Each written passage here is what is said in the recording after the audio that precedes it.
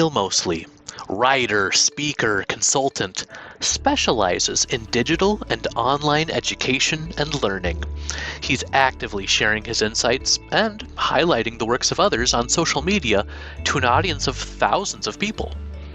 During our conversation, we talked about the value of sound justification, representing the design of a course, collaboration, and creating the conditions for learning. Neil, thank you so much for sharing your time and your insights with ADEIL today. Thanks for having me, Rich. Thank you. Look forward to speaking. Absolutely. So first, I'd ask you, Neil, if you could tell me about an influential teacher, maybe an influential student, or just an experience that has helped shape your work and your philosophies with learning. Yeah, it's an interesting one.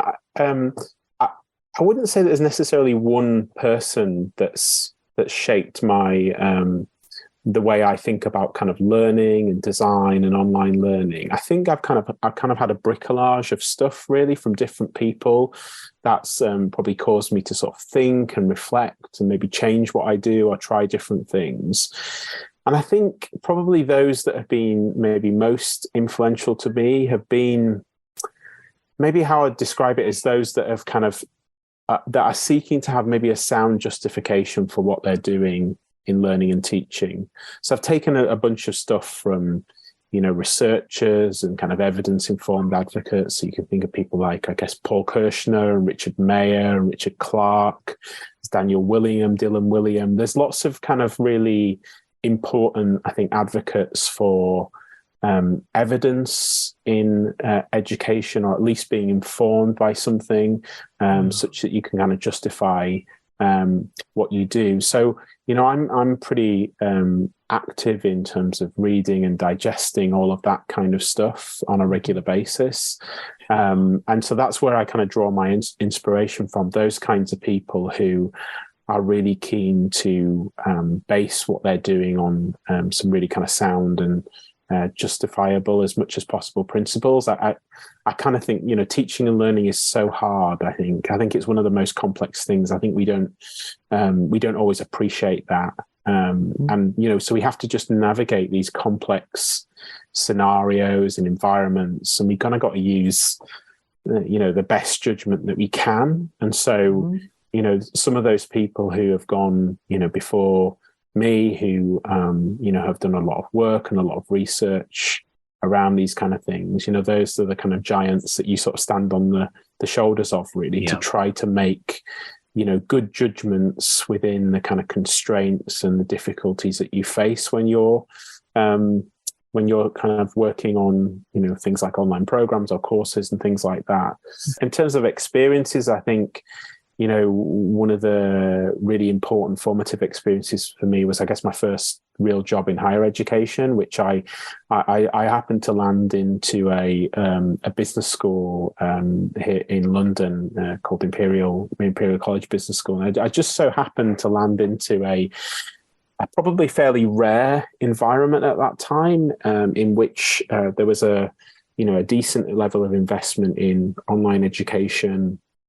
There was a really nice team of people with different specialisms working on developing courses and programs. And in general terms across the UK, that kind of environment is quite rare. And so to be exposed to that early on, people creating some really great online courses and online programs, thinking really carefully about that, having that resource to be able to develop content and media and a platform, and to work with really good faculty there. That was a really influential experience for me, to think this is a really interesting model. It wasn't perfect by any stretch of the imagination, but that was a really good experience for me. And as a consequence, I got to see, the insides of online programs where students were really engaged and really active.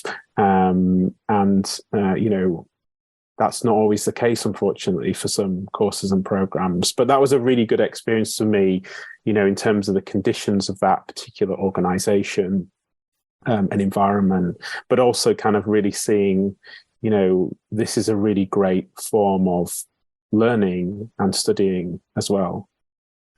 You mentioned the complexities of this space, online education, and I'm also reminded of you mentioning engagement, and it's not a given that you'll have people who are really engaging with the material. What is some advice that you might give to faculty or designers who are trying to work through these complexities, or just make their online courses more engaging, having their students more engaged with what they're learning about, but also having the students more engaged with each other?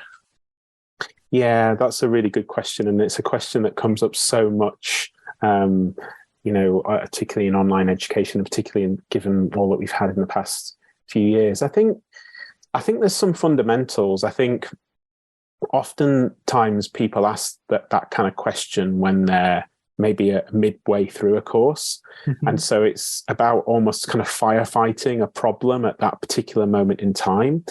And so I think there's things that you can do prior to that can sometimes mitigate some of those problems that come. And I think they're more the kind of fundamentals. So I think the first thing is around how you approach design.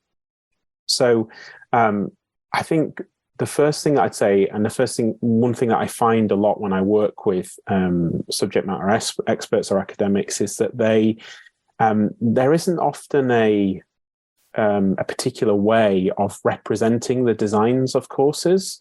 I think in any field of design, actually being able to represent what your course experience looks like, and to be able to evaluate it and reflect on it, is really, really important. So I think the first part is really thinking about, when you're planning and designing your courses, how you can represent them to give a real good snapshot and a representation of what they look like. Because if you have that, then you can start to evaluate certain things like, have I got feedback in here? Have I got opportunities for students to engage with one another? And the other really important aspect of having a good basis of representing the designs of your courses when you're planning them is that actually you can draw on the resource of other people. It's so important that you can do that you can say to someone, look, here's what I'm thinking for my course. This is what I've kind of mapped out. What do you think? That might be another academic, another faculty member, or it could be an instructional designer, or someone who works in educational support who's knowledgeable about these kind of things. I think I wrote about this a little while ago, that I think sometimes in higher education, there's this sense of which this course is mine. It's mine. It's my thing. And, actually, I think we lose some of the benefit of being in an environment like that if we're not willing to kind of, take that step to say, would you have a look? Could I get your perspective? Could I get your view on all of this and what you might think? So there's something around kind of design representation, mm-hmm. And drawing on others in that. I think another really important fundamental is kind of thinking about motivation.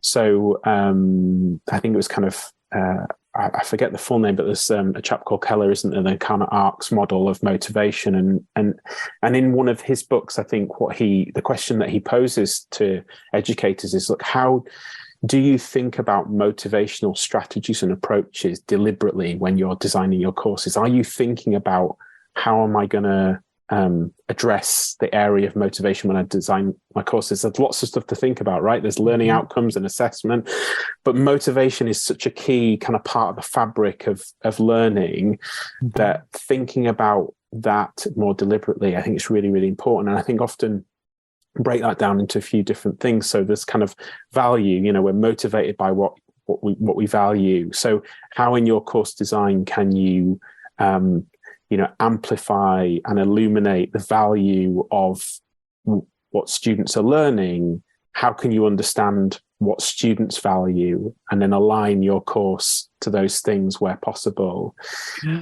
Things like, student confidence as well. How can you build students' confidence? Are they particularly concerned or worried about something? What are their expectations for success, and how can you foster and develop those things within your course? And then the third one is just kind of, how can you develop a supportive environment? I think that's a really important component of motivation. So I think often we talk about engagement at the level of the problem, at the source of the problem, the level of the problem, or the stage of the problem. But I think thinking about it in terms of, how have you considered motivation, delving into some of the material on motivation and how you might recalibrate your course, that can create better conditions for engagement. Design representation gives you an avenue for people to also input on your design. I think just there's also often like useful little heuristics or little kind of guides. So, 3 types of interaction by Moore. So student to content, a student to student, student to instructor. If you have a good representation of your design, you can be like, how intentional am I being about these 3 things in my design, and how might I change things? And when you have that laid out in front of you, you can say, well, look, I'm really light on this, or I'm not really deliberately or intentionally addressing this. And I think, one of the big things in online programs, and there's a really good, very old paper that talks about this. I think it talks about computer supported environments rather than online learning, but it kind of says, look, one of the mistakes that we make around engagement online is that we assume because the technology allows people to interact and communicate with one another, that's just going to happen. That's one big pitfall. And so, I think that's another thing that I'd say, you mustn't assume that because the technology enables it's going to happen. You have to be intentional about that and think about how you're going to foster that and what role you're going to play in engendering that. And the one last thing that I'd say just really, really quickly is just to communicate with your students. There's a really interesting program back in the UK. I think it's quite old now. It's 10 years old. And Dylan William, who's a really great educational researcher, so went into a school, and the whole premise was that he would try to adopt these evidence-based strategies for teaching and learning in this school, and this would be a kind of documentary. And one of the really interesting things that he said was, and he got teachers to do, is he actually got them to sit down with their pupils, and these were, I don't know, maybe 9, 10, 11-year-olds. So, the idea that you'd get your students in and you get their feedback on your teaching was just kind of a bit nuts, really. Especially in a school context, you just can't imagine that kind of thing happening. And it was quite hard for the teachers, I think, to be able to stomach that and to engage with that. That was kind of probably one of the hardest things for them to do. But it was really interesting. And, they had some really good feedback for the teachers that I think helped in terms of student engagement and interaction. And it just kind of built trust, right? Which is really, really important layer of all this as well. So, so there's a bunch of different things. I think if you're looking for the kind of silver bullet, how in this particular context, because it's not happening on a discussion board, can I suddenly magically make it better? Those things are quite hard, but I think focusing on the fundamentals and the phrase that I often use is creating the conditions. Those are some of the things: motivation, using others as a resource, speaking to your students, other little heuristics like the 3 types of interaction. They can be really useful and valuable for people. In part 2 of our interview, we discuss Neil's musical background, along with thoughts on online learning with the humanities and more thoughts on teaching and learning.